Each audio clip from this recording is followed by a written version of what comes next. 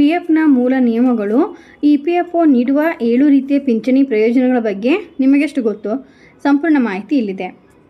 ನಮಸ್ಕಾರ ಸ್ನೇಹಿತರೆ, ಉಪಯುಕ್ತ ಮಾಹಿತಿ ಚಾನಲ್ಗೆ ಸ್ವಾಗತ. PF rules.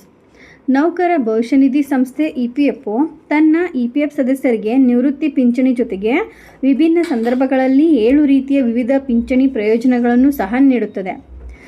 ಈ ಕುರಿತು EPFO ಮತ್ತು PFನ ಮೂಲ ನಿಯಮಗಳ ಬಗ್ಗೆ ಸಂಪೂರ್ಣ ಮಾಹಿತಿ ಇಲ್ಲಿದೆ. ಪ್ರತಿ ಉದ್ಯೋಗಿಯು ತನ್ನ ಮೂಲ ವೇತನದ 12% ಹಣವನ್ನು ಉದ್ಯೋಗಿಗಳ ಭವಿಷ್ಯ ನಿಧಿ ಸಂಸ್ಥೆ EPFOದ ಭವಿಷ್ಯ ನಿಧಿ ಖಾತೆಗೆ ಜಮಾ ಆಗುತ್ತದೆ. ಉದ್ಯೋಗದಾತರು ಸಹ ಅಷ್ಟೇ ಮೊತ್ತವನ್ನು EPFOಗೆ ಖಾತೆಗೆ ಹಾಕುತ್ತಾರೆ. ಇದರಲ್ಲಿ 8.33% EPSಗೆ ಎಂದರೆ ಪಿಂಚಣಿ ನಿಧಿಗೆ ಜಮಾ ಮಾಡುತ್ತದೆ.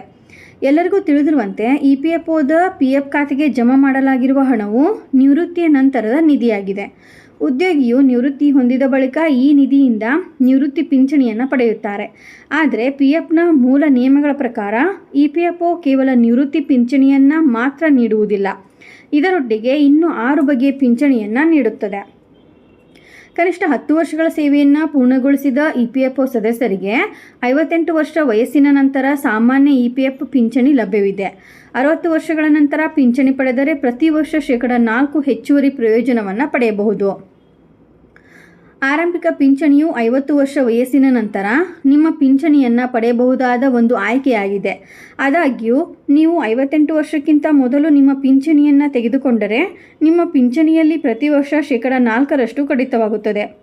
ಹಾಗಾಗಿ ಇದು ಎಚ್ಚರಿಕೆಯಿಂದ ತೆಗೆದುಕೊಳ್ಳಬೇಕಾದ ನಿರ್ಧಾರ. ಯಾವುದೇ EPFO ಸದಸ್ಯರು ತಮ್ಮ ಸೇವೆಯ ಸಮಯದಲ್ಲಿ ಅಂಗವೈಕಲ್ಯಕ್ಕೆ ಒಳಗಾದರೆ ಅವರಿಗೆ ಅಂಗವೈಕಲ್ಯ ಪಿಂಚಣಿ ದೊರೆಯುತ್ತದೆ. ಇದಕ್ಕೆ 10 ವರ್ಷಗಳ ಸೇವೆಯ ಷರತ್ತು ಅನ್ವಯಿಸುವುದಿಲ್ಲ. EPFO ಸದಸ್ಯರ ಮರಣದ ನಂತರ ಅವರ ಪತ್ನಿ ಮತ್ತು 20 ವರ್ಷಕ್ಕಿಂತ ಕಡಿಮೆ ವಯಸ್ಸಿನ 2 ಮಕ್ಕಳು ಕುಟುಂಬ ಪಿಂಚಣಿ ಪಡೆಯುತ್ತಾರೆ. ಒಂದೊಮ್ಮೆ EPFO ಸದಸ್ಯರು ಮತ್ತು ಅವರ ಸಂಗಾತಿ ಇಬ್ಬರು ಮರಣ ಹೊಂದಿದರೆ ಮಕ್ಕಳಿಗೆ 25 ವರ್ಷ ವಯಸ್ಸಿನವರೆಗೆ ಪಿಂಚಣಿ ಸಿಗುತ್ತದೆ. ಅದುವೇ ಅನಾಥ ಪಿಂಚಣಿ. ಕುಟುಂಬದಲ್ಲಿ ಯಾರೂ ಇಲ್ಲದಿದ್ದರೆ ಅವರ ನಾಮನಿರ್ದೇಶಿತರಿಗೆ ಪಿಂಚಣಿ ಆಗುತ್ತದೆ. ಅದನ್ನು ನಾಮನಿರ್ದೇಶಿತ ಪಿಂಚಣಿ ಎನ್ನಲಾಗುತ್ತದೆ. ಇದೇ ರೀತಿ ಮಾಹಿತಿಗಾಗಿ ನಮ್ಮ ಚಾನಲನ್ನು ಸಬ್ಸ್ಕ್ರೈಬ್ ಆಗಿ ಮತ್ತು ಶೇರ್ ಮಾಡಿ. ಧನ್ಯವಾದಗಳು.